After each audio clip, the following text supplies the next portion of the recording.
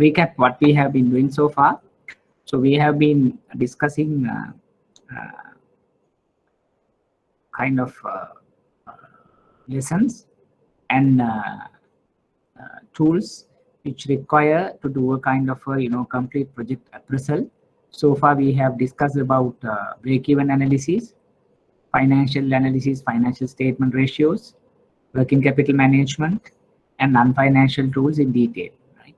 So today that we plan to discuss investment tools, like when you try to evaluate a project, we need to understand whether the particular project is feasible in terms of investment perspective. Right?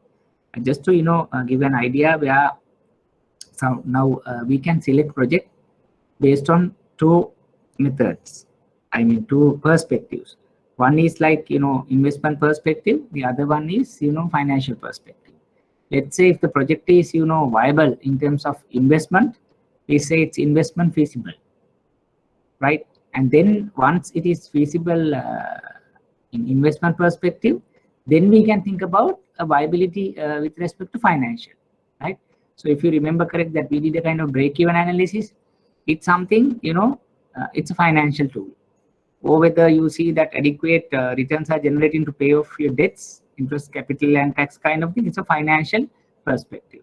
So prior to that, we need to understand whether a particular project is viable in terms of investment, right? Whether that for that actually we have developed several tools like payback, ARR, IRR, NPV, and you might have heard those things prior to today's session and at different discussions, right? So that gives you an idea where project is feasible in terms of investment.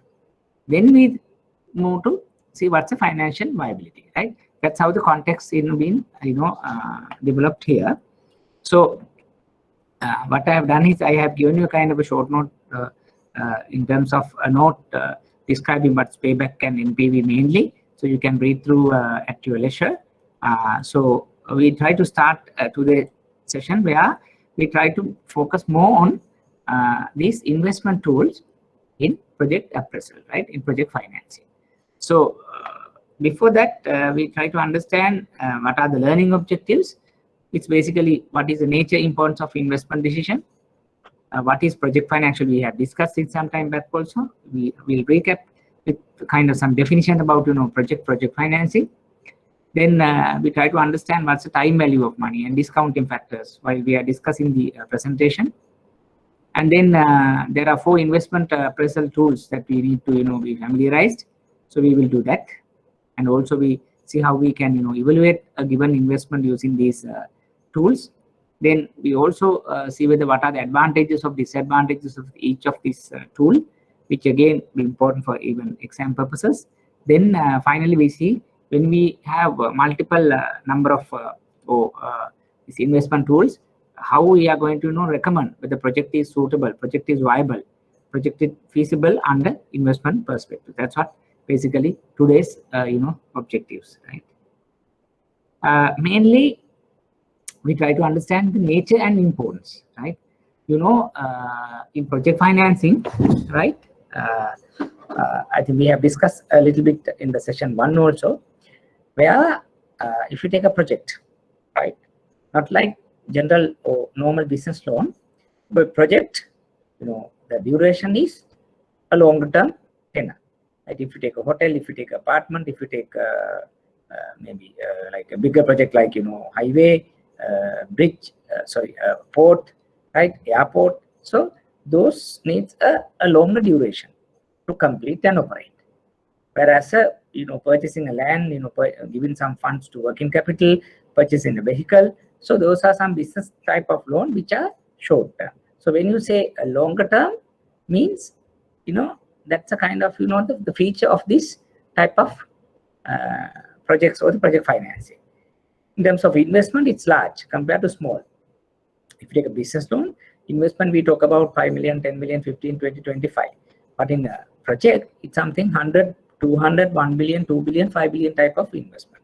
So in terms of investment also, it talks about a higher value. Then third one, it basically, gives, a bit of complexity in terms of future cash flows.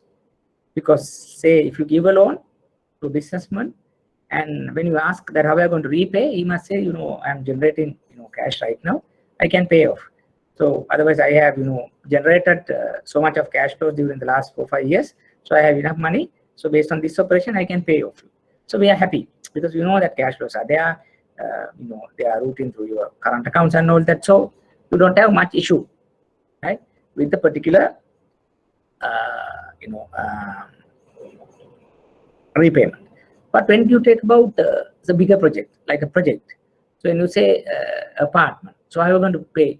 So yeah, I'm going to complete based on some loans from the bank and based on the customer advances and my equity. So this is my going to how I'm going to construct this, and the repayment basically from when we are selling off the particular unit. So it's something futuristic. So if something happened in the future, like what happened recent past, then there is an uncertainty of repayment. And again, when you talk about the time value, like because 1 million, 2 million, 3 million, you are not worrying about getting the money 50,000, 100,000 in 1 year time, 2 year time. It's not a big deal, small amount. But when you say a bigger investment like 500 million, 1 billion, 2 billion investment, if you're getting the money in like next year, week, year after that, like, so then the timing is so important, right? So then the nature, the description, the features of the projects are longer term, larger investments. It's in line with like it's kind of some features where it deals with the future cash flows, and also you need to understand the time value of money. So those are the features, nature of these projects. It could be important area where in case of exam sometimes they might ask about how do you differ the project financing, project appraisal versus the general business lending. So this is the type of answer that you can provide. So being this nature, it's important to us as well as the investors. Why? Large amount of resources are involved. So business strategy, profitability, survival. So when you say the larger investment in terms of money, in terms of labor, in terms of other commitment, then it talks about a survival of your company, a profitability of your company, future business strategy of your company, because it's so much for you, for your business, being an investor, right? So when you're committed, you can't come back sometimes, right? That's what's difficult to bail out once an investment made. Let's say you are going to put up an apartment, and then you do whatever ground clearance to soil testing and all that, then you start with piling and put this thing. So then what happened? Let's say after that you can't say, no, I'm not going to do the apartment, but you have done the kind of the requirement to suit the apartment construction, piling and done the whatever the concreting and all that, maybe 25-30 feet beyond the floor level, ground level.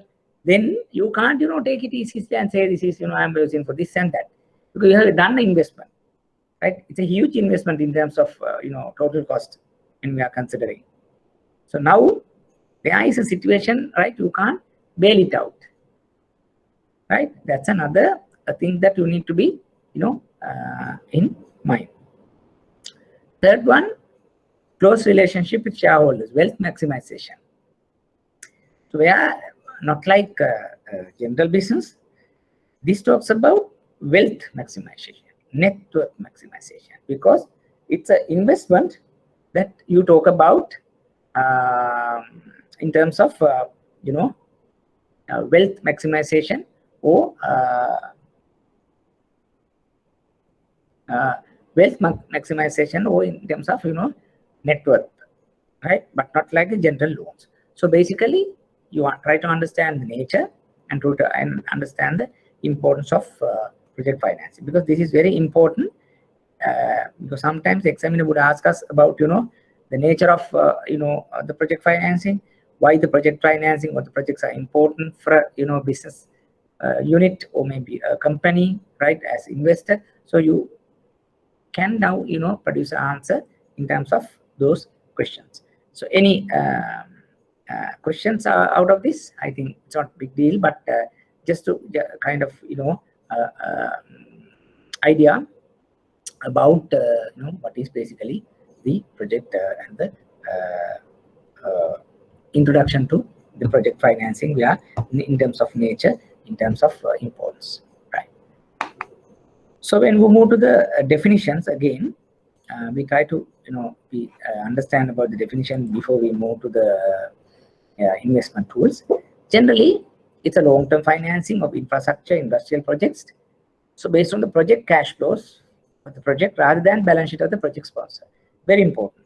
So you just concluded about future cash flows, because in a project you can't expect the customers to repay based on the existing income or based on the previous income or based on the strength of the balance sheet, because it's huge. If you take apartment, the customer say right now is doing some kind of business and then he moves to the apartment, but we are not expecting the customer to repay the apartment debt through the existing income. So we want the customer to generate future cash flows through the apartment project. Then only we say we are happy, we are okay to proceed. Number 2, involve number of equity investors known as sponsors or syndicate of banks or the lending institutions that provide loans to the operations, because it's given the magnitude of the loan. So we are not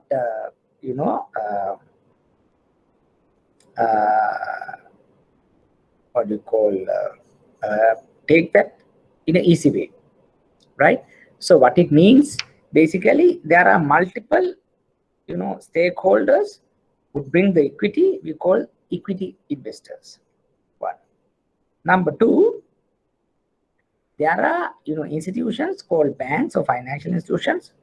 They sometimes not come alone, and a syndication of banks, because the amount could be say 5 billion, 2 billion, 10 billion. Then one bank can't come and invest you. So multiple of banks come and invest as a syndication of banks.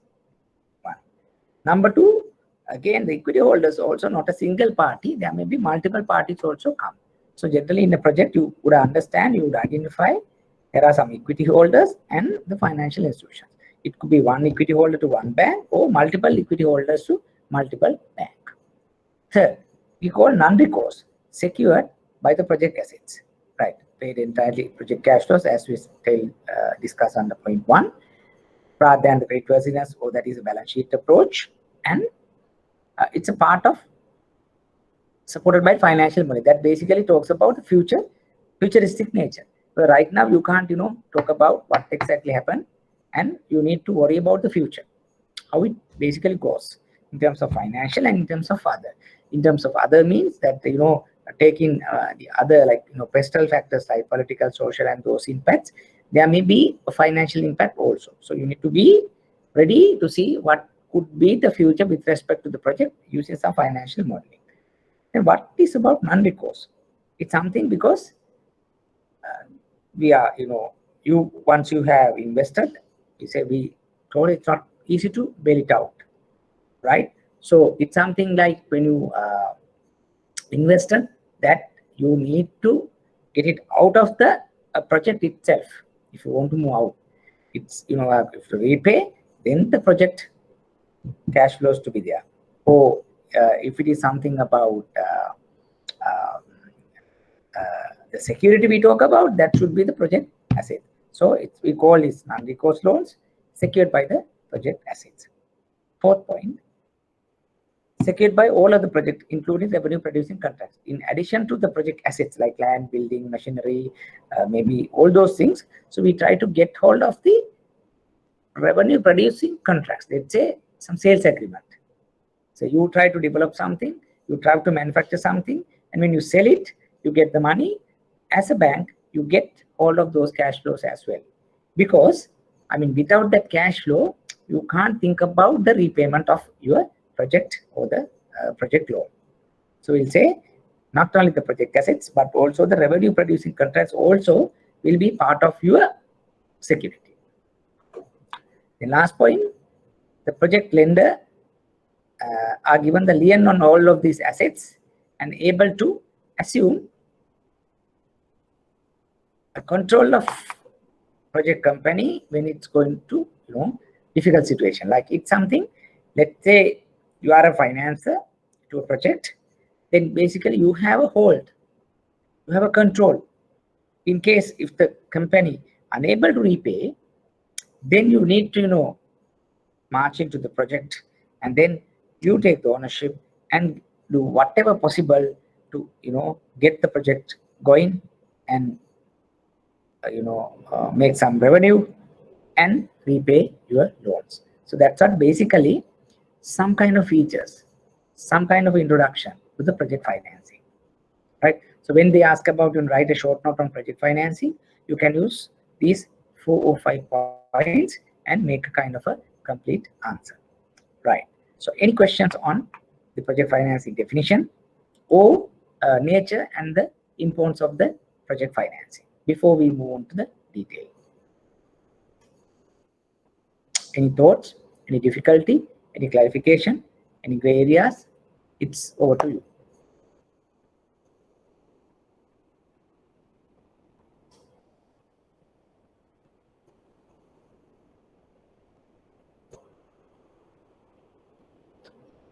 Any thoughts? Okay with that? I don't see also the difficulty, but just to get that, understand, because there are maybe some questions in terms of, project financing. Like when exam wanted to give a kind of a detailed question, he might start with that. By the way, I think you are aware that, you can, apply for the examination, which is to be happen right after the A-level exams, right? So if you don't have, if you haven't applied for the examination, so you can start applying that for that. And when you go into the website, you have all the details in it, right? How to and what are the forms and all that, the method and everything is in the IBSL website, just to keep you informed, right? And then we move to the most important area, right? That is methods. There are 4 methods that we are trying to understand here. Method of investment appraisal, tools of investment in investment appraisal, because now we wanted to know whether the particular project is investment feasible, right?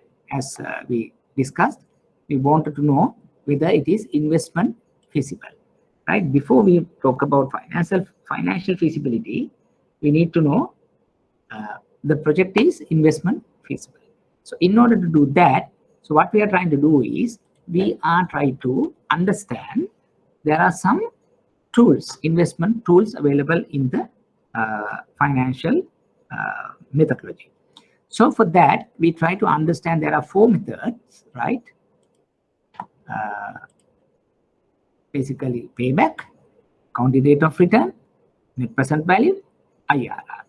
So the payback is, we talk about time taken to recover your capital expenditure. So here I have mentioned initial capital, so you can't disregard the initial capital. We can say the time taken or the time required to recover the capital invested in the kind of a project. Say you invest, say, in apartment 1 billion today, and you need to know when can you recover that 1 billion, say year 3, year 4, year 5. So if it is recovering in year 5, we say my payback of this project is 5 years. That's what the payback period is all about. It's still with cash flows, but not the time value of that. Just think about payback is basically a time taken to recover your capital in simple. So we will do a sum and get further understanding. Accounting rate of return is something, a profitability regarding relevant ratio, where it says about profits to investment ratio. We'll see how to calculate that. A general accounting rate of return is average profitability to average investment. Then it gives you ARR. Third one, it's NPV. It talks about time value of money. It says the present value of net cash flows less the initial investment. Let's say you try to bring the future cash flows for the today's value, and you see what is the difference between today's cash out and today's cash in. What's the today's cash in is basically you get the future cash flows discounted, or you try to bring them in today's value, and you see what is going out, what is coming in, and what's the difference. If the difference is positive, we say NPV positive. That's the net present value. Last one, taking into the present value into account, and we try to arrive a kind of more familiar rate rather than value. We say, my required return is 10, but this project gives me a return of 15. We call internal rate of return. Then I am proceeding with the project. So that's an internal rate of return. There are 4 methods we need to be familiar, discuss, computed some questions, and then you try to understand in detail. So just for your starting point, we have 4 methods: payback, ARR, NPV, IRR.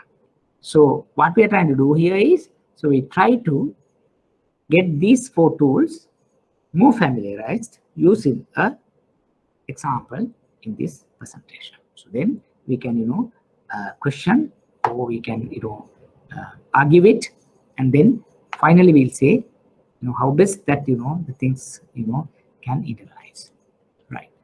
So here we have 2 projects, and we are supposed to compute these 4 ratios, right?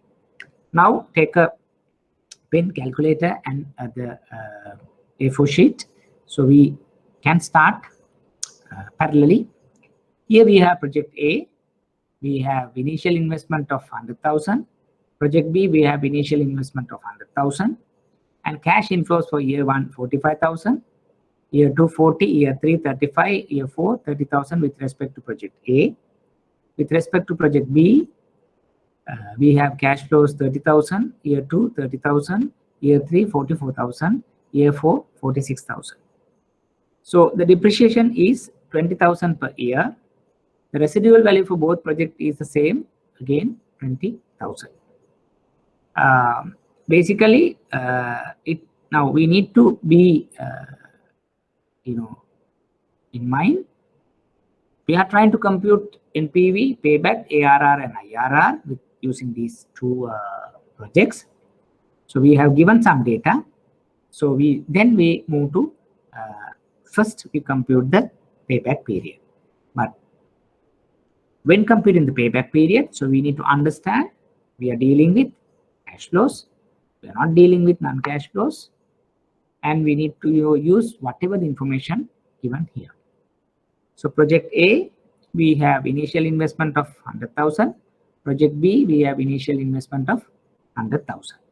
Cash inflows, year 1, 45, cash year 2, 40, year 3, 35, year 4, 30,000. Project B, year 1, 30,000, year 2, 30,000, year 3, 44,000, year 4, 46,000. The depreciation, 20,000 year. The residual value for both projects is 20,000. That's what basically the information we have been given. So how we are going to compute is basically right. Then see whether you can compute the payback period. The payback period is the point in time at which cash flows turn from negative to positive. So how we are going to do that? So we have some cash flows. So year 0 is going out 100,000. Year 1, 45. Year 2, 40. Year 3, 35. Year 4, 50. Then we also have accumulated cash flow column where year 0 minus 100,000. Year 1, you have another 45, and you have minus 55. It has come down to minus 55. Year 2, you have 40, 55, it's minus 15,000. Year 3, 35 plus minus 15 is 20,000. Plus 20, 50, it's something 70,000. Right? So basically, what we have to do here is in the project A, so we have year-on-year cash flows, and we have year accumulated cash flows. Now there is a point where the cumulative cash flow becomes negative into positive. So it means the initial investment is going to recover, not in year 2, but in year 3. So somewhere down the year 3 that you are, getting that money. That is means you gave away 100,000 today, and after 2 years plus some number of months, you are returning or you are getting back that money. What is that point? It is the payback period, right? So ladies and gentlemen, see whether you can compute that, the particular point. So if you can compute that, so that is the payback period for project A. Similarly, we can do the project B also. Answers are there, but take some time and do it, and let me know if you do have any questions. So you can take, say, 3-4 minutes within you and let me know whether you are comfortable. Okay, if you do have questions, yes, you can raise. Right.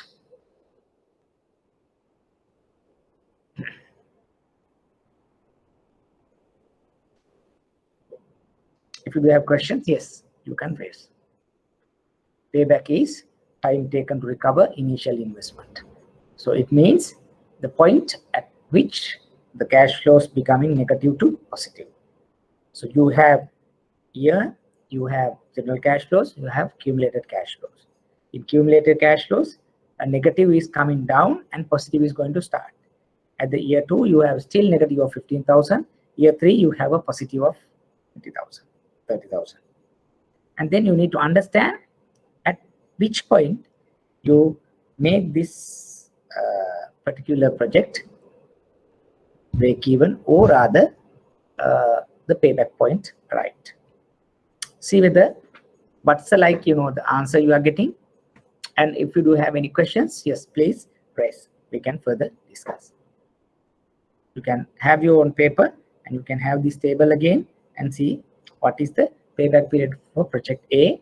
So those who have done the project A, so we can do for the project B, right? Let me know any questions also if you do have.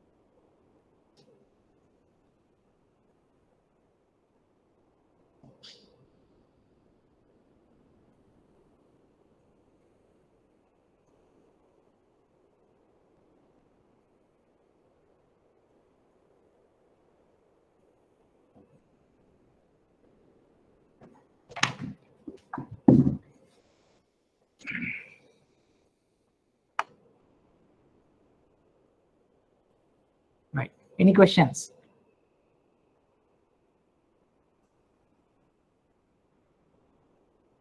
Did you get the the computation as per the presentation? Is it clear to you? Asita, Chaturi, Jayani, Abhishek, Sanjeev, Arshan? Tarushika, how do you get it? Are you able to, answers are there in the presentation, but don't look at the answers. First, see whether you can get the concept right. You can speak up or you can put a chat. Sir, how did you? Yeah, very good question. Sanjeev say, yeah, he can calculate. We have a question. Year 4 cash flow becomes 50,000. Any answer? It should be 30 as per the data, but it becomes 50. Anybody pick that up?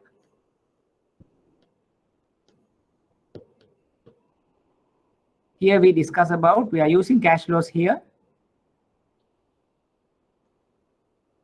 Hence the depreciation is not relevant. So we are not taking depreciation. Or otherwise each year there is a 20,000 depreciation. So we have not taken that. But year 4 cash flow has become 50,000. Any clue? Is there any cash flow happening in year 4?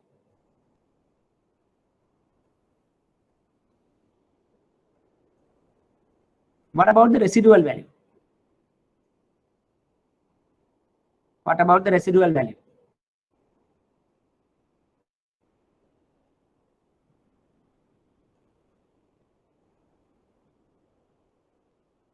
What about the residual value?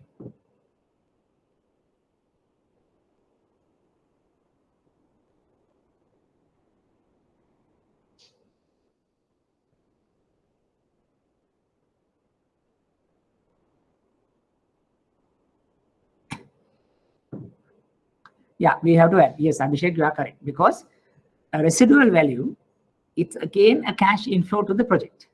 So that's why they have add that into the year 4 cash flow. Though here it doesn't make a big difference, but you have to add back that money to the year 4 cash flow.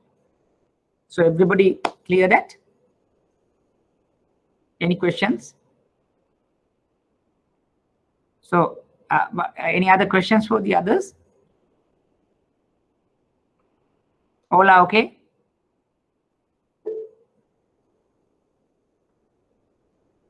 Okay, Jayani. Right. Hope the others also in line with him.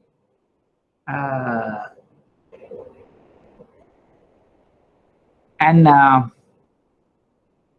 let's see the answer basically, right? Here we say project A. So at this year 2 and year 3, we are generating negative cash flow and becoming positive cash flow, right? So basically in year 3 that we can have our break-even point. So if you see the computation, 15,000 is within this 35,000. So that is 0.43. Then 2.43 is the payback period for project A. Then payback period for project B is basically, we'll see the project B, 100,000 going out, 30,000 coming in, 30,000 coming in, 44,000 coming in. Year 4 again 66,000. So we have originally 46,000. Because of the residual, it has become 46,000. So then cumulated cash flows are minus 100,000. Then year 1 it becomes minus 70,000. Year 3 it becomes minus 40,000. Year 3 become plus 4,000. Year 4 plus 70,000. So your cash flows becoming negative to positive at the year of 3. So the break even should happen, the payback should happen in the year 3. So exact point you can find is basically this 40,000. This 40,000 is within this 44,000. So year 2 plus 40,000 divided 44,000, that is 2.91 years. So if we take project A, payback period is 2.3. Project B, payback period is 2.91 years. So which project is better based on the payback period? What is your answer? Which project is better based on the payback period? What do you think?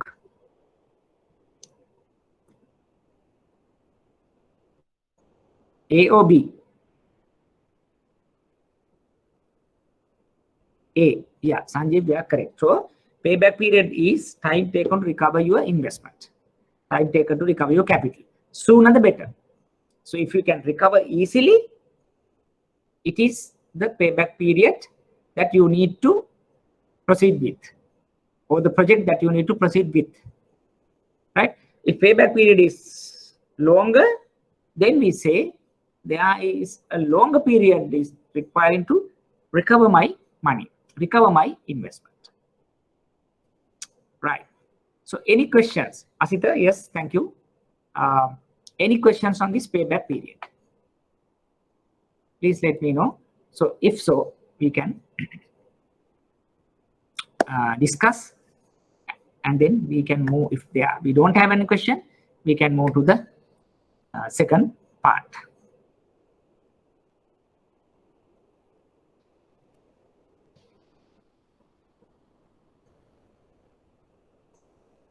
Everything is clear? No questions?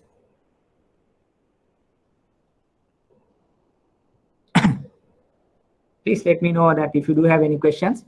It's important area. Yeah, Asita asking residual value. Asita is like this. Let's say now we invest in a machine for a project. Say today. Technically we say 10 million. And then you provide depreciation of the particular machine over a period of time. Say 2 million each, just for example, right? So then year 1 you provide 2 billion, year 2, year 3, year 4. By the end of the year 4, you have provided 8 million, but your investment is 10 million. Then if you see the 10 million minus 8, so you need to say the 2 million is the real basically cost for you. And then suppose you are going to now sell it after year 4, you are going to sell it now. Say now you earn, say 5 million. But what do you mean? Actually, initial cost is 10, you have provided 8. Now your residual cost, remaining value is 2 million for the sake of the book, for example, but you are selling it for 5 million. Then you have a profit of 3 million.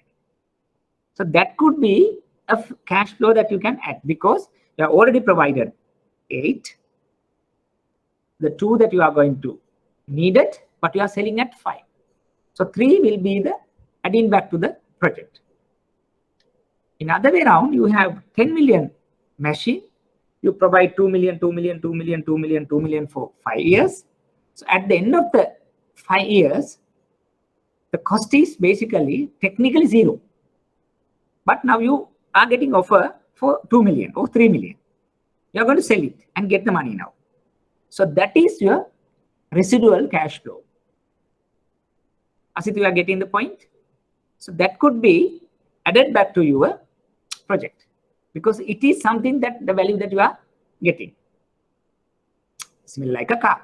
You purchase a car, you pay off whatever your lease, and after that, it's your own asset.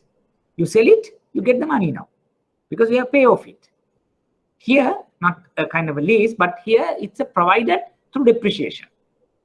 And technically, you have deducted through your depreciation, through your profits, you have deducted the value of that asset yearly.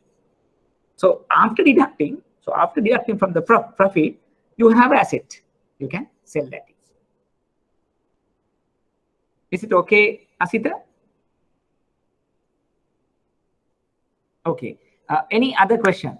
Chaturi, Jayani, Samindri? Have you got the concepts clear? Because this could be, every time we are getting a kind of a question.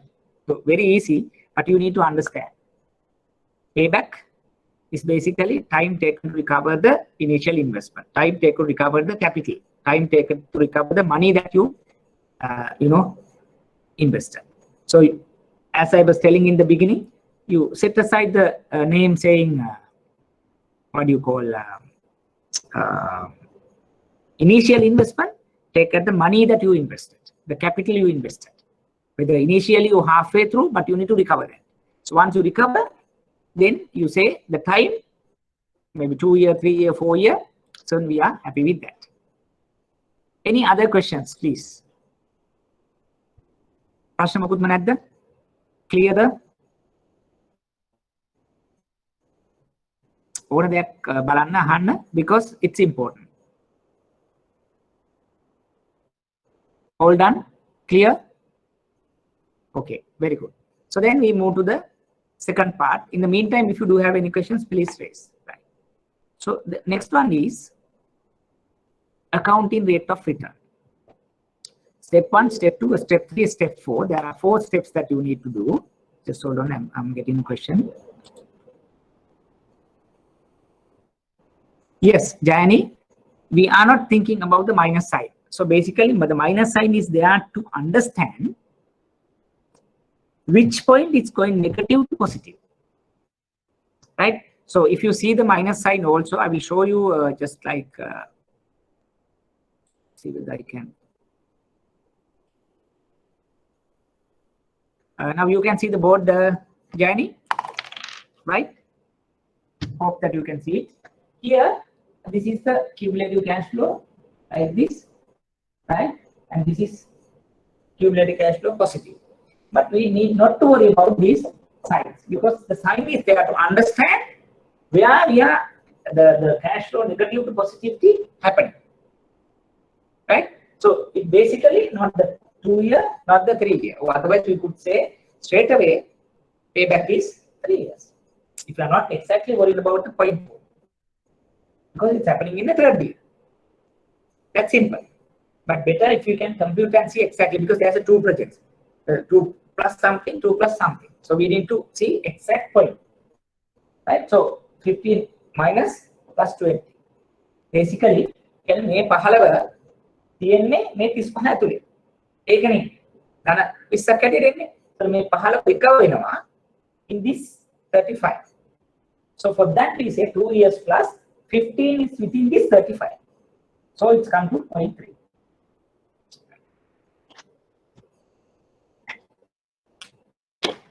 Okay. Okay.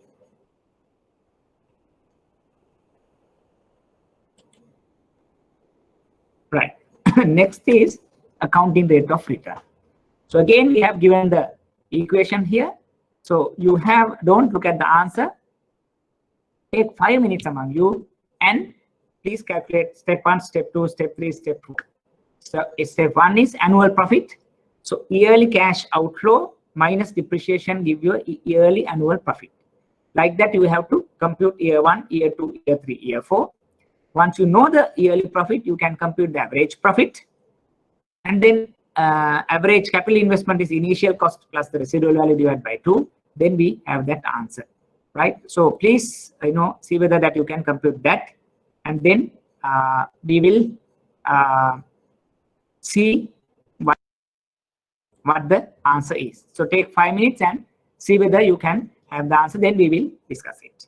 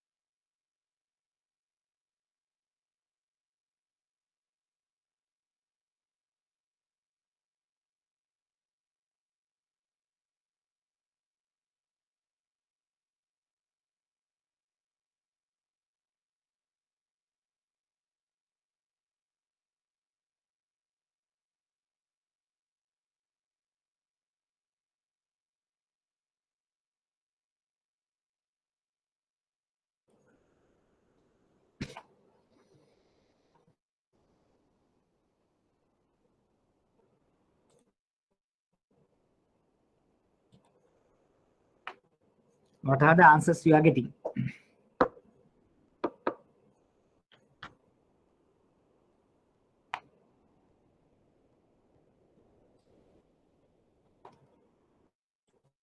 first calculate yearly profit. What's the year 1 profit, year 2 profit, year 3 profit, year 4 profit. So year 1 is basically cash outflow. So inflow minus depreciation, So you have 4 profit figures for each year. Then we go to the averaging of that profit. We get the average profit.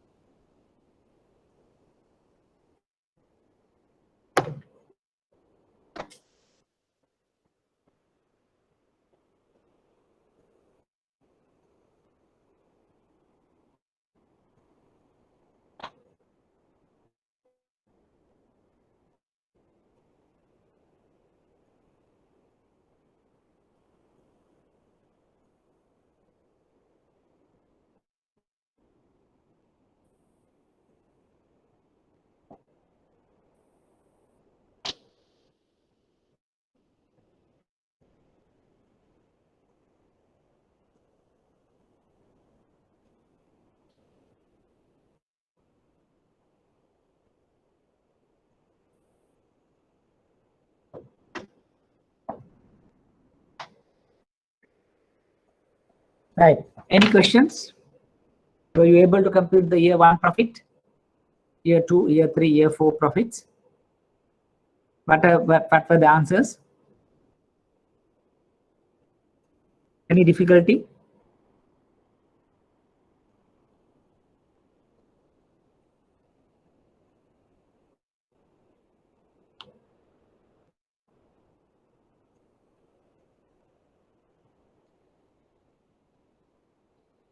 Annual profit for both, yes, 7,000, correct. Yeah, Sanjeev, yeah, still calculating. Right. So what about others?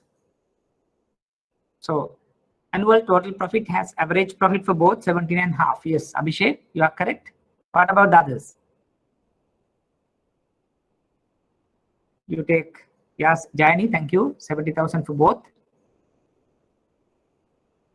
Now you have computed a total profit for year 1, year 2, year 3, year 4. So 70,000 divided by 4, you get 17,500 for project A and project B. So we know annual average profit. Fine. Now we need to find what? Average investment. How we can find the average investment? Initial investment, residual value, adding together, divide by 2. So initial investment is now 100,000. Residual value is 20. 100 plus 20, 120 divided by 2. We get 60,000. Yes, Chaturi, thank you. Sanjeev, thank you. 60,000 for both. Now, what is our ARR? Average profit divided by average investment. So 17,500 divided by 60 for both projects. So end up with similar 28% or whatever. What it implies? Yes, 29.1. Chaturi, thanks. So what it implies? So both recorded same ARR. Now what's the issue for us now? Because we have same ARR. So itself gives us a kind of the weakness of this tool, because when you have same ARR, unable to figure it out which is good, which is bad.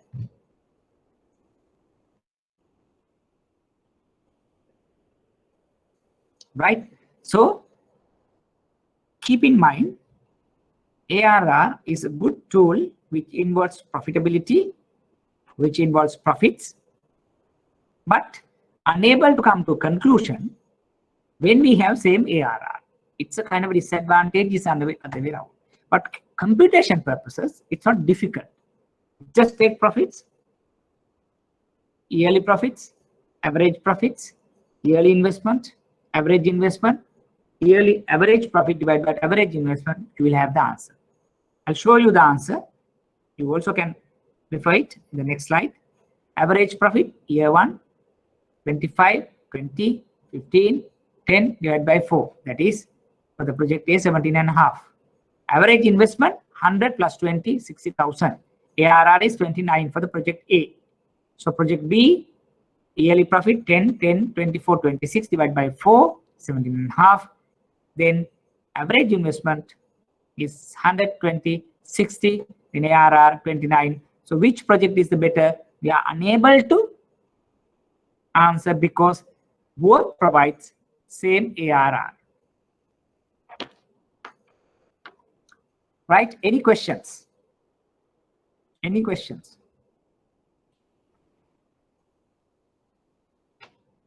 Any questions? Or is it clear? Please tell me. Because now we have learned one, payback period and ARR. Payback period is basically time taken to recover capital invested, initial capital, interim capital, or capital invested. Time taken to recover that gives you the payback. If you have two projects, lower the payback, we prefer one. Then we come to another formula, that is accounting rate of return, which is deals with the profitability and investment. We have two projects. Each year we compute profits, then we compute average profit, then we compute average investment, average profit divided by average investment, we arrive the ARR, and then based on the ARR we are trying to see which is good. So for example, if project A recorded 35%, project B recorded 25%, then we say based on the accounting rate of return, project A is good because highest ARR is recorded. Hope you have got it. Any questions?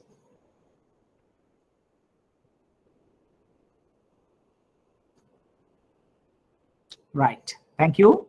Then we move to the next question, next tool, which is bit complex but important as well. Before that, we try to understand the time value of money. What is this time value of money?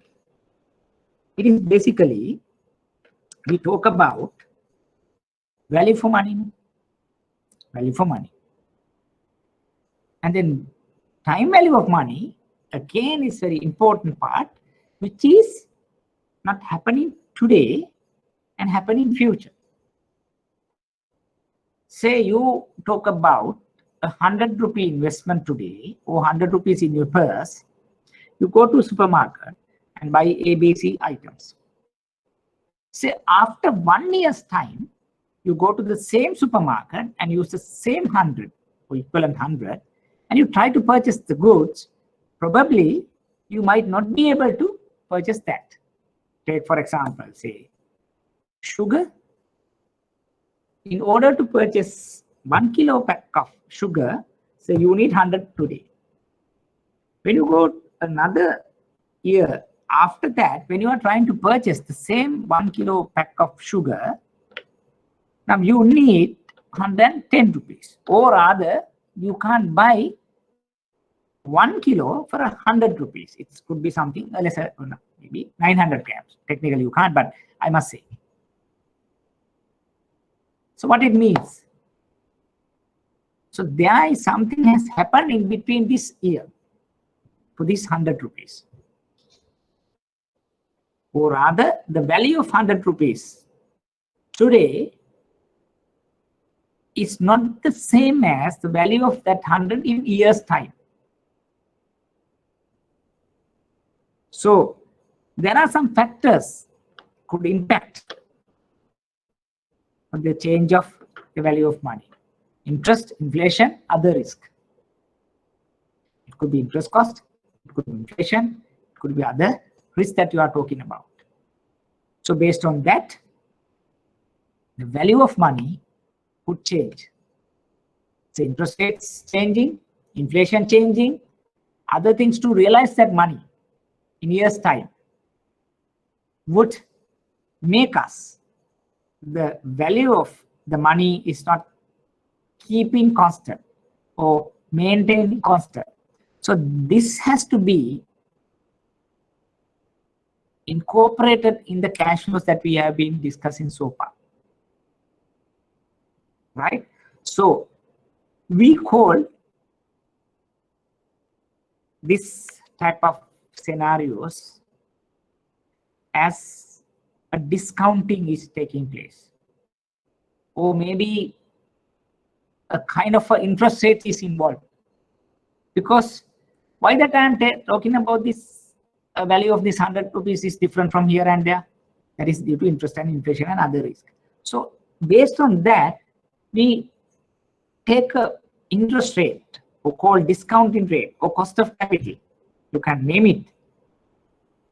Because of that, this change is happening.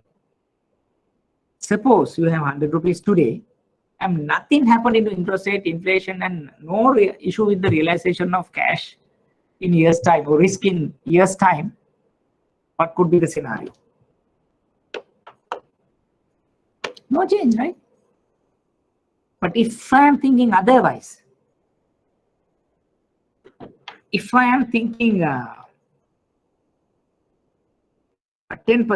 12%, 30% interest rate, discount rate, cost of capital, then I know if I have 100, I can invest in 10% per annum. So maybe 1 rupee, I will get it in after 1 year's time. So instead of 100, so I get 10. So 110 will be my investment if I put it in 10%.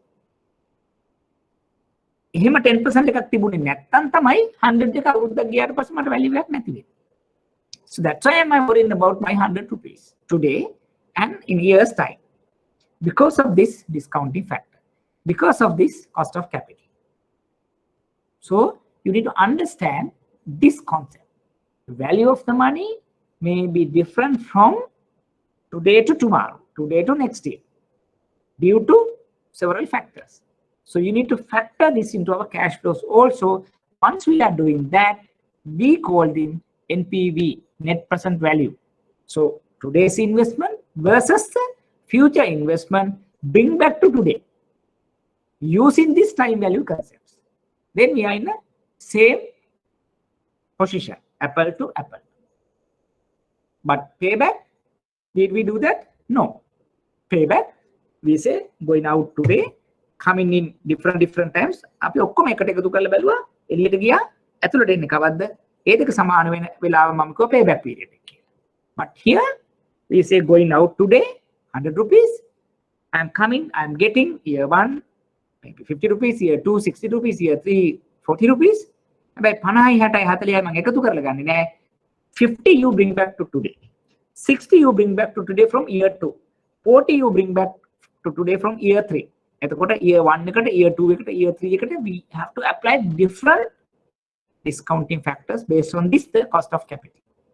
So not like 40 60 50 150 එන්නේ නැහැ. When coming to discounting, discounted cash flows, it could be something 133, not the 150. You getting my point? Right. First tell me, before moving to the sum, any gray areas of this discounting factor or present value technique or time value of money concept.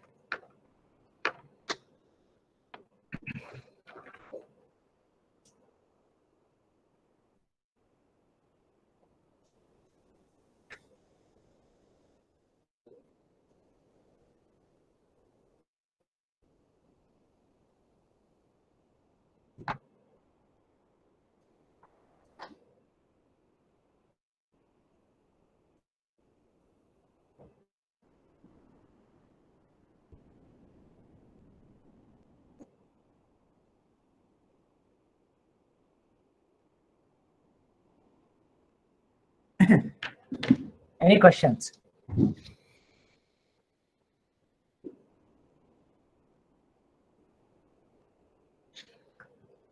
Asita clear? Chaturi?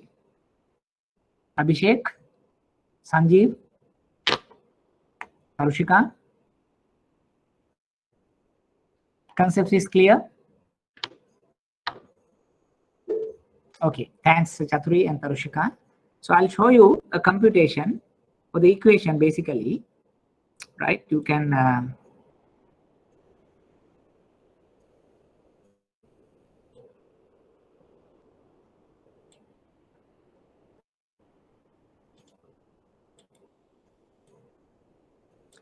if you see the board, you can see an equation where present value is equal to future value divided by 1 plus r to the power n.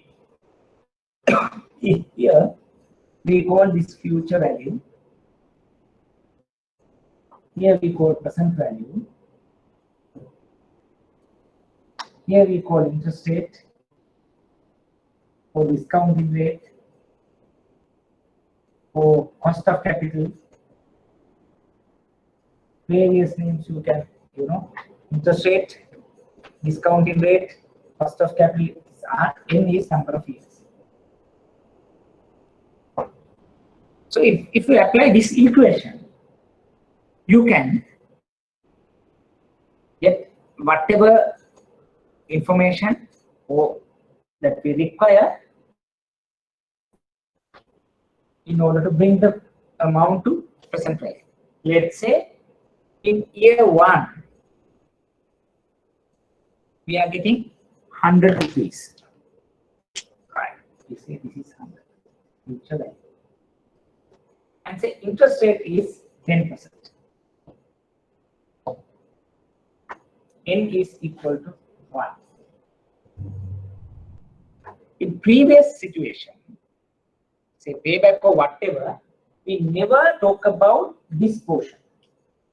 100 rupees, year 1, we take as today's 100 present value also equal to future value. If it's a payback, or if we are not taking the time value of money, future value is equal to present value irrespective of number of years or interest rates. Now what is happening? This 100 is going to change because it is going to divide by 1 plus r to the power n factor. Because here r is interest rate. Interest rate එක වැඩි වෙන්න මොකක්ද වෙන්න පුළුවන්? If interest rate is 10, you get some figure. If interest rate is 20, this is divided by a bigger number. Because 100 value of the 100 could come down to a bigger rate because if the r is going to high, risk is high, inflation is high, interest rate is high. So discount factor, you say I want not 10% of required rate, I want 20%. So then this value is coming down in a bigger way if this number is good, high. What about n?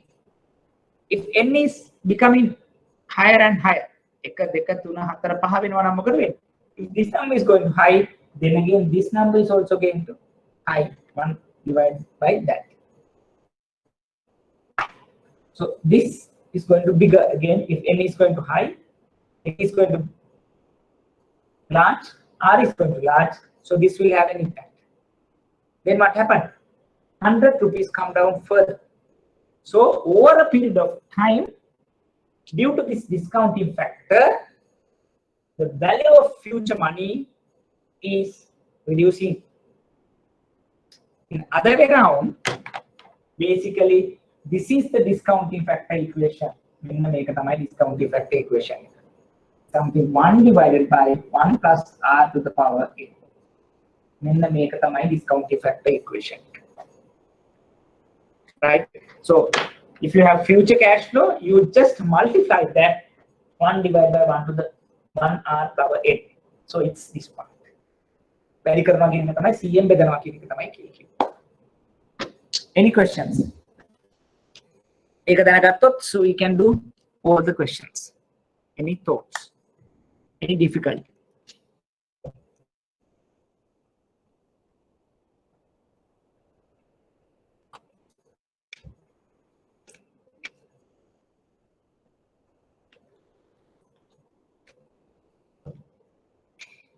It's clear?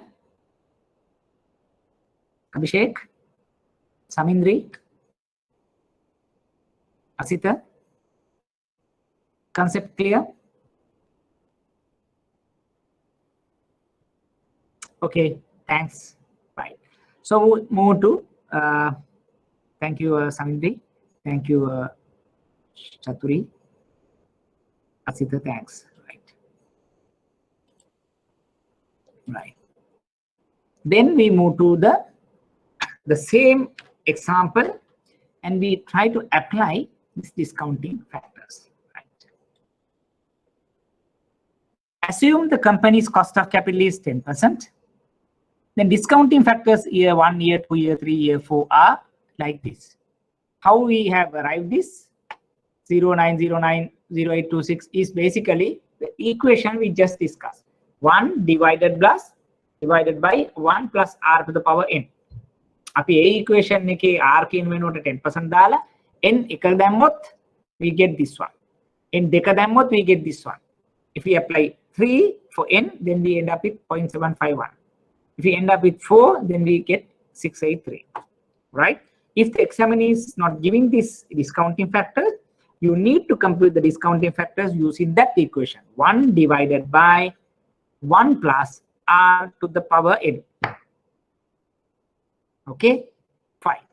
Then what we have to do is, now we have cash flows. Project A. Year 0, we have 100,000 going out.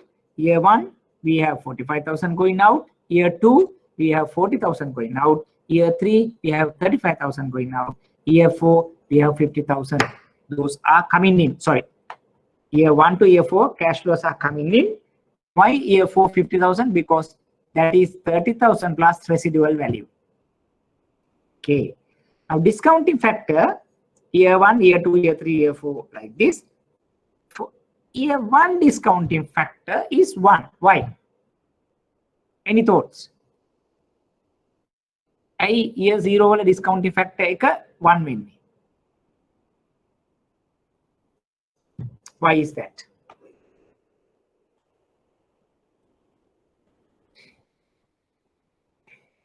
Why? Hariyata hari. Asita and Abhishek, you are telling no inflows. Or n is 0. Power is 0.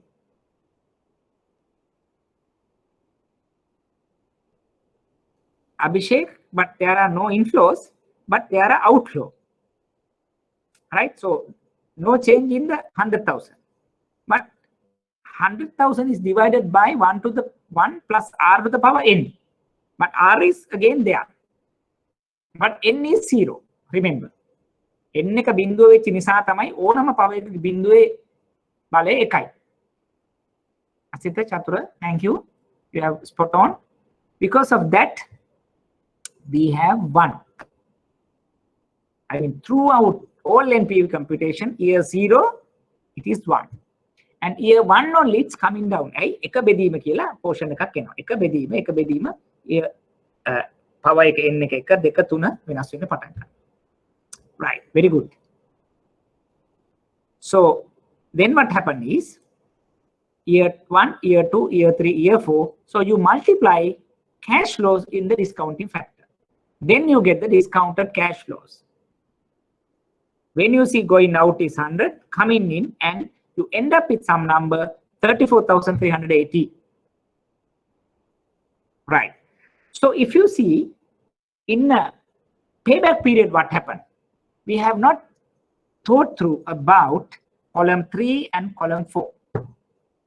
We just get the cash flows and we have another column, say cumulative cash flows. But we have not thought about the discounting factor. ඒක තමයි NPV versus the payback අතර තියෙන difference එක. Payback, we are not taking into account the time value of money. We just get the cash flows as it is happening, and we add up and see whether when this 100,000 is going to 0 or recover. But here, instead of doing that, we introduce a factor called discounting factor, which is 1 divided by 1 plus r to the power n, and we computed that. And so we multiply the respective discounting factor with the respective cash flow we ended up the discounted cash flows and say year 0 going out, year 1, 2, 3, 4 coming in, and so we brought everything for year 0. ඒක තමයි මේ column 4 වලදී කරේ. Because if not, what happened? Year 1, end of the year 1, you are getting 45,000 cash flow. හැබැයි ඒක 40,000 වලට අඩු වුණා. Why? You are bringing that 45,000 for today's value. For year 0. Year 2, 40,000 has become in 33,000 because it's happening year 2 and you are bringing to today. Year 4 is 50,000. You're talking about bigger money. But if you take today's money, it has come to 34,000. Then you add up with this. Say going out and coming in, you end up with 34,380. Is it clear? Okay. Then we try to do the similar thing for project B.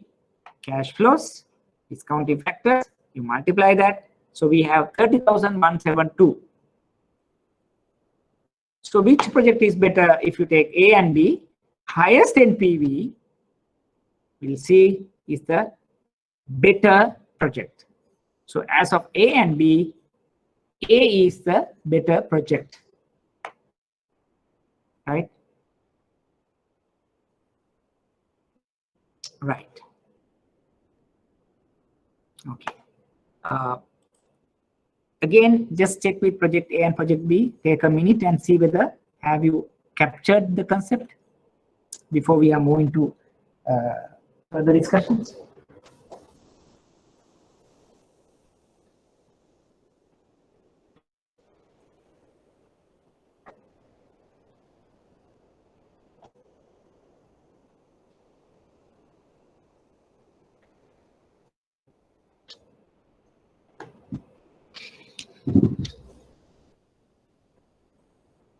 Any questions? බලන්න එක තේරුණාද කියලා?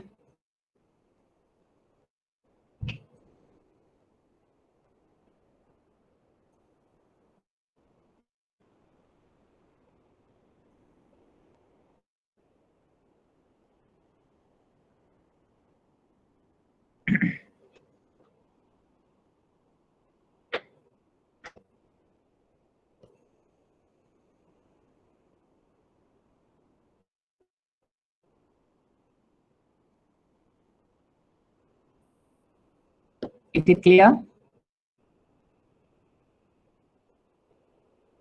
So when we do the past paper questions, that we can do further questions, but just see the concept. First, we need to know how to compute the. First, we need to know what is the discounting factor and how to compute the discounting factor. And so each year you have to use the discounting factor into the respective cash flow. So you multiply that, so you end up with discounted cash flows, and then you are getting the number. Clear? Asita, Chaturi, Jayani, Samindri, Abhishek, Darshan, Sanjeev. What about others? Yes, Jayani, thanks. Tarushika, Tilini, you joined later. So I will ask. Yeah, thank you. So everybody is in kind of a clear this thing. Yes, I know may not be very easy to do a kind of online sort of thing when you do these computations, but so we'll try to manage it. But when come to the past papers also, when we do some operations, so you will get the further understanding. Fine. So far that we have learned payback, ARR, NPV. Now we are trying to understand the internal rate of return. So it's a kind of a concept because it is something like NPV related, but NPV bit confused, complex. So you need to do computations and all that. Then so very difficult to sometimes convince the stakeholders. But when come to the IRR, we call internal rate of it. When it's like a rate, it's an interest rate. You say IRR of the project is 10, and my cost of capital is 5, so I am happy with that. So like that, so it is easy to deal with, but difficult to compute. So first we try to understand what is exactly this IRR, right? And then we will, compute it, and then, compute it, and then go to a sum. Hope that you can see the board, right? Now we have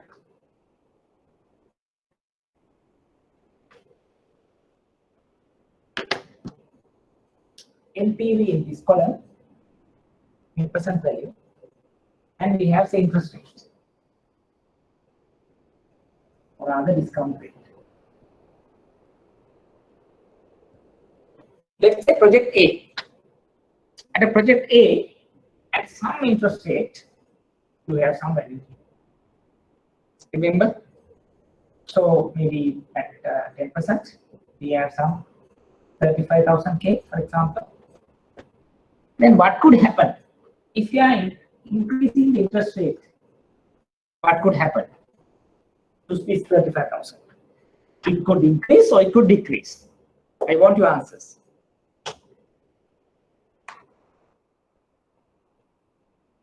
Right. I want your answers. What happened if I'm increasing the discounting rate? If I'm increasing this interest rate, may NPV ekata මොකක්ද වෙන්න පුළුවන්?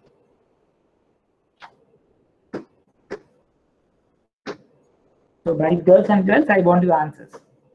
Girls and boys. Yes, Diana. Yes, yes. Everybody is it to me. It's decreasing. Why it's happening? Because we discussed one below some factor is increasing. Make n adu wenna පටන් ගන්නවා 5. So maybe at 30%, it recorded, it might say some 8,000 K minus would happen. So there is an intersecting point. What is that intersecting point? It is IRR. Make a tamai. Very simple. So if you can plot a graph using some data, some positive NPV and negative NPV, when it is intersecting the x-axis, we call the IRR. That's how we compute that IRR in graphical method. There's another method. You can go to computer, you can use the formula, you can do that. But exam purposes, we also can do in a simple way that plotting the graph. But we can take some input from the graph.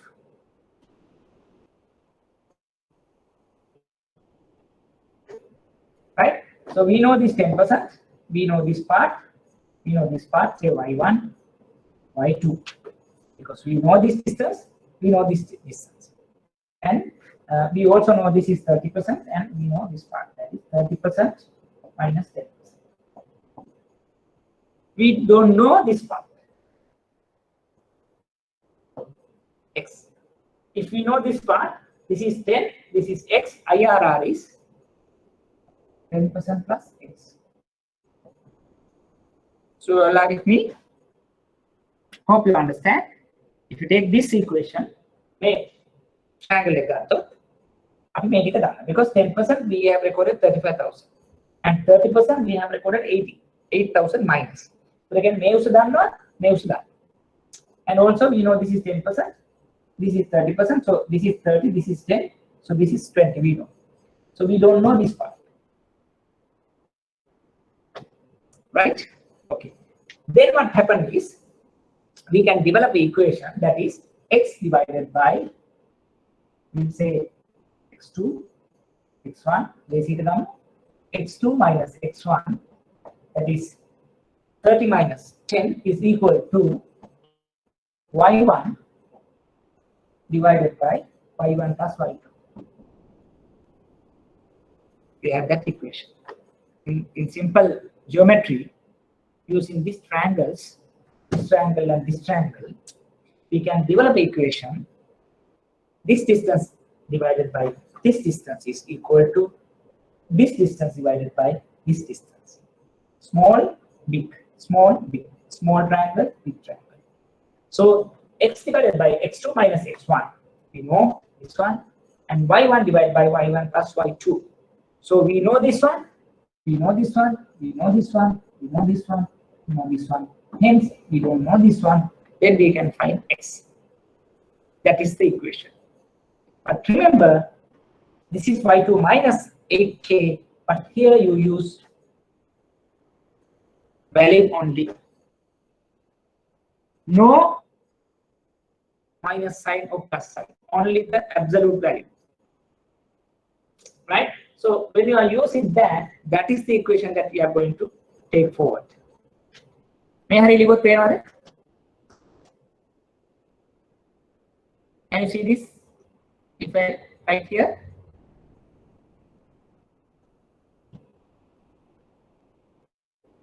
okay, right. So then we have equation x is equal to y1 divided by y1 plus y2 into x2 minus x1. Rather, then IRR is how much?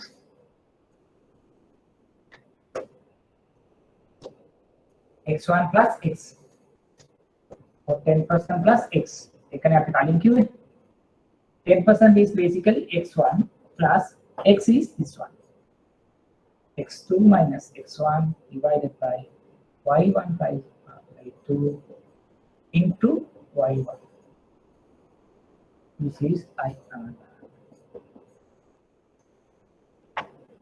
So, in the previous example, you will be able to find y1, y2, x2, x1, y1, and x1.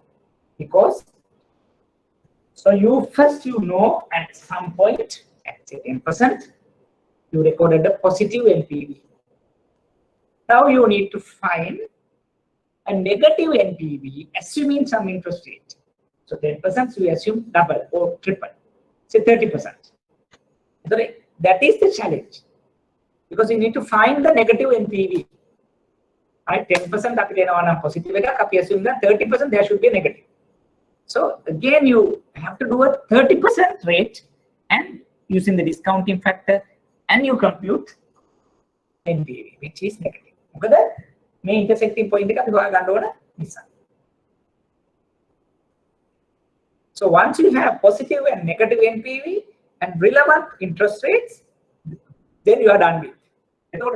You have, say, x1 is the NPV positive related interest rate, x2 is the NPV negative related interest rate, and then you have everything there because you know x1, you know y1, you know y2, you know x2. You apply that, then you get the IRR. Right? We go through the example and then we come back to here, right? Because bit complex part is also there, but we try to get it familiarized in as much as possible, right? Now what happened here?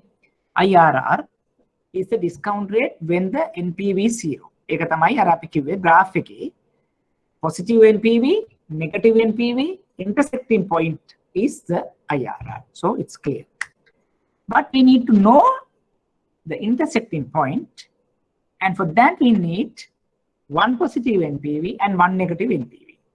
Because for the project A, we have computed 34,380 when the discount rate is 10%. Right. Now we need to know another discounting rate which gives us the negative NPV. But here we assume 25%. When you assume 25%, again you have to use the 1 divided by 1 to the power R is equal to 0.25, 25%. N is bindu 1, 2, 3, 4 කියලා යනකොට we have discounting factors, but luckily we got the NPV near 0. Luckily we got the NPV near 0. So 20 pounds is almost 0. So then we are there, right? So luckily then project A NPV is now near 0 at 25%. So what is that point then? What is that interest rate? It is IRR for project A. So we are lucky enough to have 25 selected, end up with near 0 NPV. So if we take 30, So we'll have some other, and then we have to do this computation. But for project A, we need not to compute because at 25, we got the IRR almost there because NPV 0. Fine. Hope you are with me. Any questions, please raise. Right. Then we do for the project B. We are not lucky enough, right? NPV 30,172 when rate is 10. We also select 25%. So at 25%, then we get the NPV. What is that NPV? It's minus 7482. Right. So we are there. ඒකෙදී අපි 25 select කරාට පස්සේ we ended up with negative NPV. Now we have a positive NPV. Now we have a negative NPV. See whether do we have numbers. What's the X1? 10%. What is X2? 25%. What is the Y1? 31,172. What is the Y2? Though minus, we take only positive 7,482. Are we having all parameters now? X1, X2, Y1, Y2. Then we can compute the IRR. Simple enough. What we only require is a discounting factor and relevant positive NPV, a discounting factor which relevant negative NPV. Our graph එකේ ධන සහ ඍණ දෙකක් ඕනේ intersecting point එකක් හොයන්න. So we have 4 parameters found. So we apply that into equation here. 10%. This is what the difference, and this divided by this one, and into X2 minus X1 is 25 10 කඩු කරාම 15යි. Right? Total change in NPV, that is Y1 and Y2, is this one, and the total change in discount rate is 25 minus 10. So you have the answer. So IRR for project A is 25, project B is 22. So what is the best one? A, because it gives a higher IRR. Right. Okay. Are you clear? Or do you need to explain it again? Please let me have your views. Because I know payback, ARR is not a big deal. NPV is also not a big deal, but a bit complex. It's like a kind of a mathematical part. Now we are into the IRR, which has some similarities or some kind of a input from the NPV, and NPV zeroing the interest rate, we call the IRR, right? Yeah, please explain it again, project A. So can you, yeah, then Karushi also asking. Yes, project A, very good. Now what happened? We go to the presentation again, right? Ideally, what we need to do to compute IRR is we need to have interest rate and NPV. So project A, we have computed the first exercise on the NPV at 10%. We have positive 34,380. Then we think about some interest rate. We presume that it gives the negative NPV. For that, we select 25%. When we select 25%, we are trying to compute the NPV. It is ended up with 20. Right, what it means. Now, do we need to do another exercise to compute the IRR? That's the question. Now, if you using the same equation, same graph, project A at 10%, we ended up with, say, yeah, maybe 30, for example. Let me that.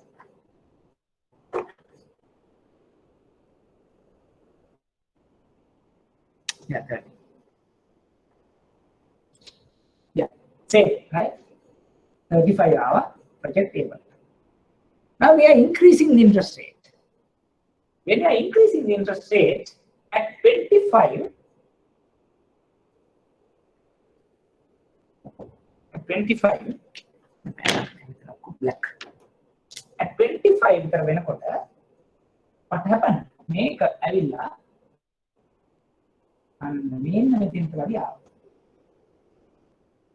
so we need not to go to beyond that. So if we take 30 and 30 range. So luckily we selected 25. When we are selecting 25, NPV is near 0. So something 20 pounds again. So here. So it is almost IRR without going to this equation. Because we couldn't find the Y2. Y2 is near 0. At the Y2 makes 0. The equation again about Y2 0. Right? If the Y2 is having some figure only, you do this computation. So Y2 0.2 or something 20 pounds.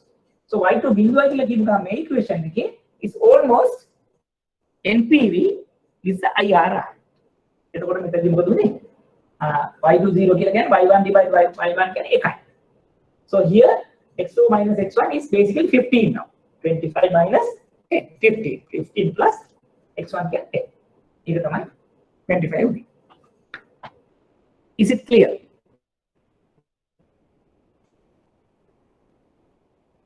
Janika clear the Nathan? I can explain it again because it's a coincidence. Right. So basically, then what happened? Now at 10% we get some NPV 35,000 as per our NPV calculation. So are you clear that? Right. Now what is what we need to do?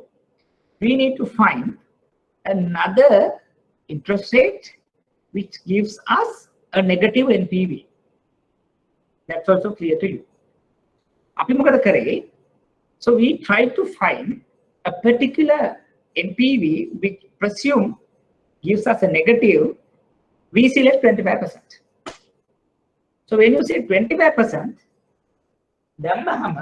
what is the NPV we got? It's 20 pounds or near 0. Is that clear? Right. Let's say if you are trying to apply those figures here. So Y1 is basically 35k and X2 is basically 25%. X1 is 10%. Y1 is again 35k. And what is Y2? Y2 is 20 pounds. Api mogada kare? A 20 pounds we assume 0. It's small figure. So here Y2 0. And what happened here? So then IRR is 10% plus X. So X is coming. When you come to here, X2 is 25. X1 is 10%, 50. Y1 is now maybe 35k. Y2 35k. Then X1 is 10% plus 25, 10, 15% into Y1 is 35k. Y2 0 is the 35k. 10% plus 15%. So that is 25%. If you use that numbers in this equation, we get IRR is 25. Why? Because Y2 was 0. Is it clear now? Wait. What about others? What about others? You are okay with the computation? Tarushika, right, great. What about others? Abhishek, Asita, Chaturi, Darshan, Pilni, you are not speaking, so you join later. Hope that you are capturing. Right, great. So, my friends, now what we have done is difficult part. Actually, we have done it. Now, great, Asita. We'll proceed. What we have been doing is we have tried to understand 4 methods, that is IRR, NPV, payback, and ARR.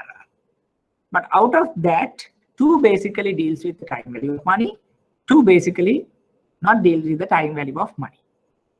So though that we have some advantages and disadvantages which we are going to discuss in a little while, these 4 methods could be useful in different scenarios.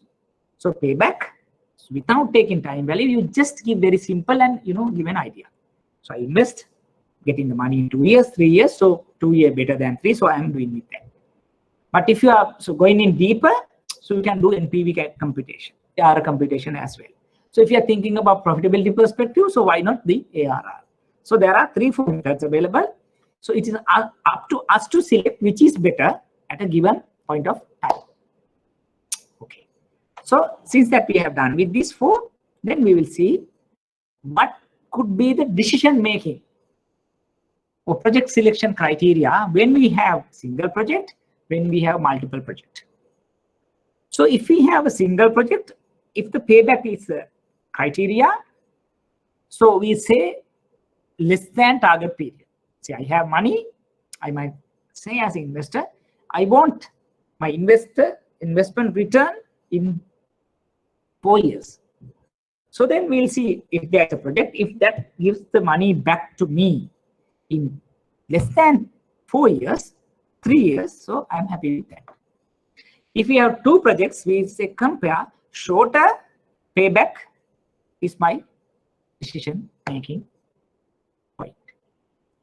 ARR similar. If we have 1 single project, we'll say above a target rate, I want at least 15%.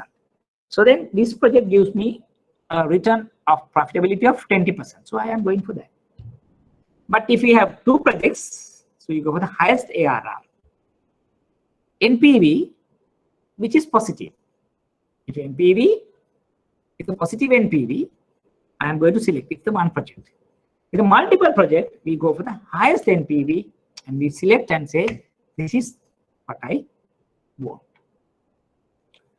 So IRR, higher than the target rate, cost of capital. Let's say, this is my cost of capital, right? This is the return I am requested. This is the required rate of return for me. And if it's higher than that, then I am selecting. But if we have multiple projects, I have A, B, C, then highest IRR will be your decision making criteria. So that's what we do when we have single projects or multiple projects. That's how we are going to use this selection criteria, your choice. Okay. Then we try to understand some advantages and disadvantages. This is again important for exam.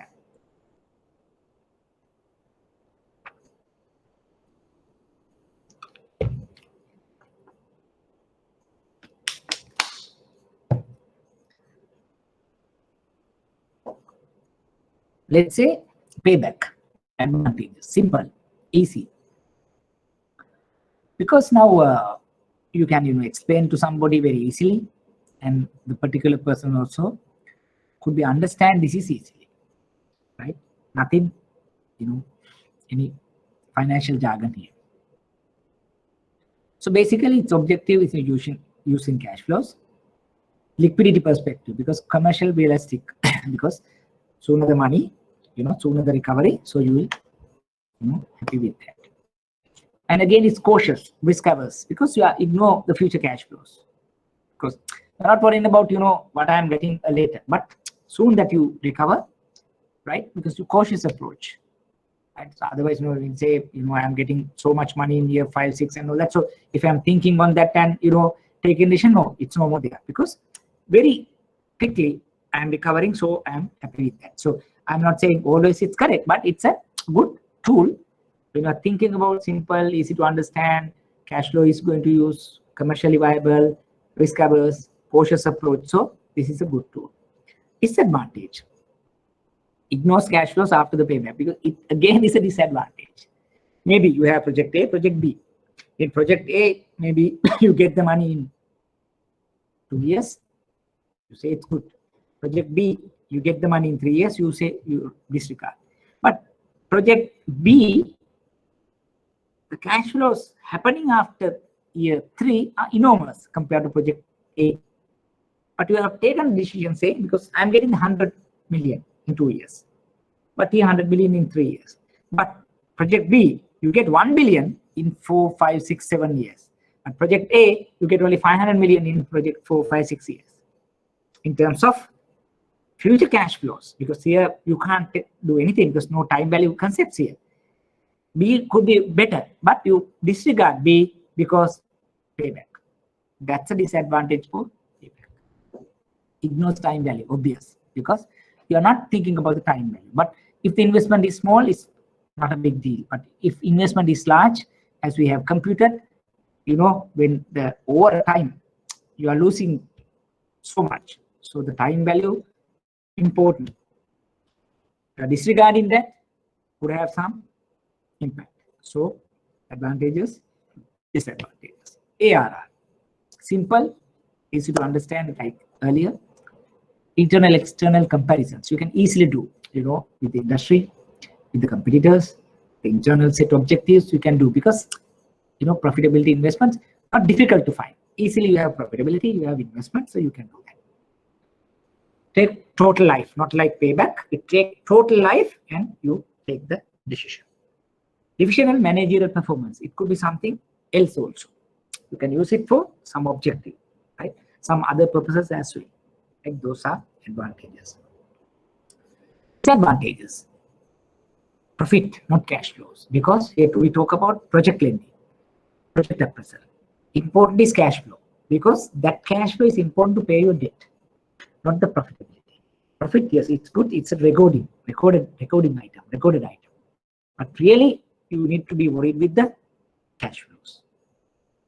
Time value, we are ignoring. It's a big question. We had the same question, yeah, same ARR. Because though the project sizes are big, but when you say percentages, you come up with same, because project sizes you are not thinking of. Example, say 20 divided by 100, 20%. And 20,000 divided by 10,000, again 20%. But 10,000 is a bigger project compared to 100. But you can't think about the project size. Only you are thinking about ARR.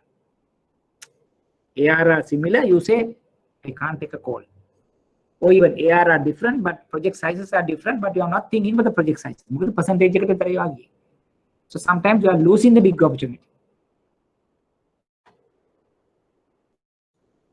NPV takes time, value of money, shareholder wealth, risk taking, whole life. There are 4 things. It's a good tool. Time value, we talk about wealth maximization. You are thinking about risk, that about discounting is basically for the risk factor. Total life, not like payback. Okay? Total life, discounted cash flows. So they automatically cover NPV. But disadvantages, it's not easy, bit complex. You need a bit of, you know, mathematical jargon for computation.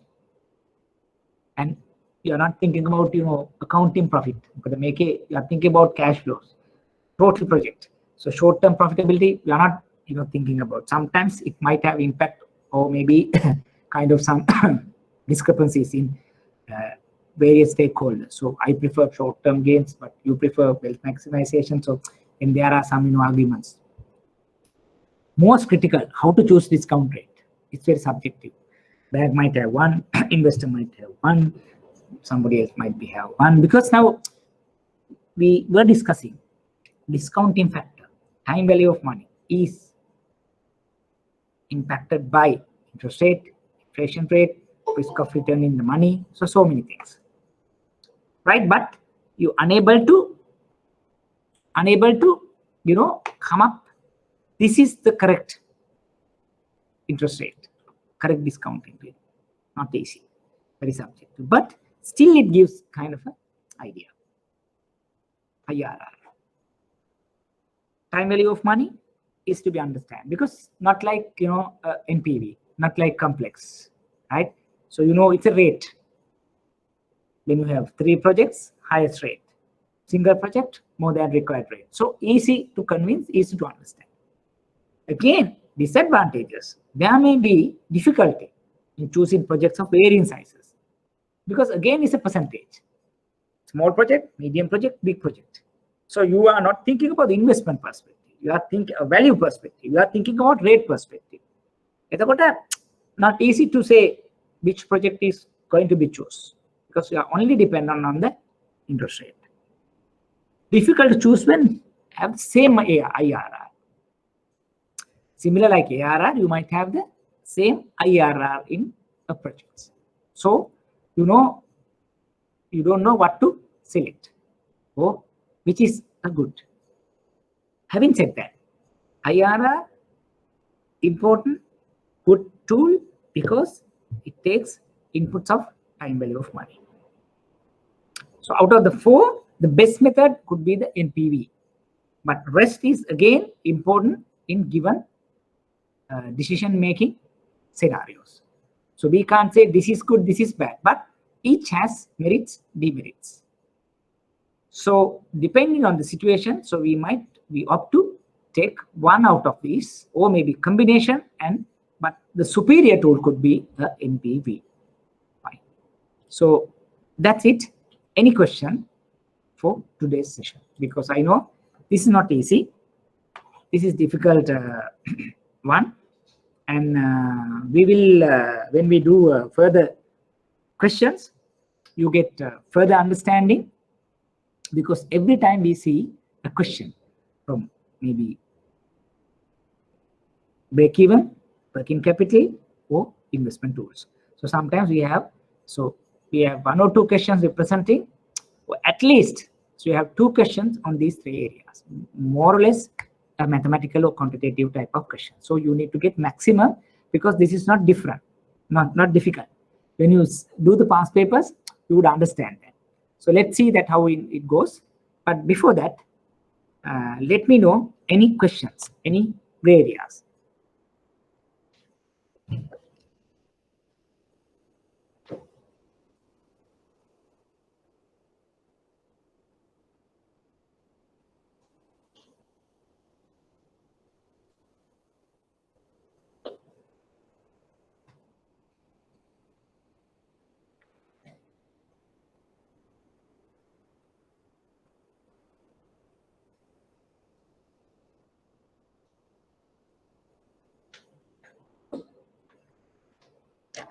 Yeah, any questions?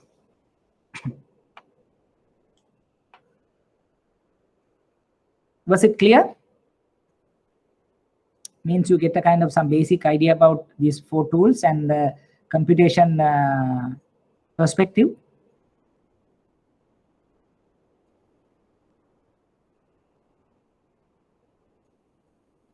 Asita, Chaturi, Jayani, Abhishek, Sanjeev. Is it clear, or any difficulty? Yeah, thanks, Jayani. So basically, what about others? Okay, Chatri, thanks. Asita, thank you. So what we could do is like, let me think about next week what we exactly do, or are we like going for a new area, or try to do some kind of familiarizing questions in these topics, because yeah, we also can do the same thing later also, the past paper questions, but I now thinking whether we can do 1 or 2 questions relating to what we have done today, and then we get further familiarization under the concepts, because they're important area, and then we go for the some of the other areas. So let me to have a think over the next week, and we'll have a next week session. And in the meantime, as I told you in the last week also, now exams are in November, just after the A-level. So now we need to be ready with whatever things that we have done. So get the past papers collected. I mean, maybe available in the Google Classroom also. So let's plan your area and start on the questions that what we have done so far. If you do have questions, so keep it ready. So when we are discussing the past papers, so we can go into detail and get whatever the issues clarified. So that's all for today, and hope that we have election time next week. So be safe, and and so we'll meet next Sunday, similar time. So everybody, I wish you a nice week ahead. Okay, thank you.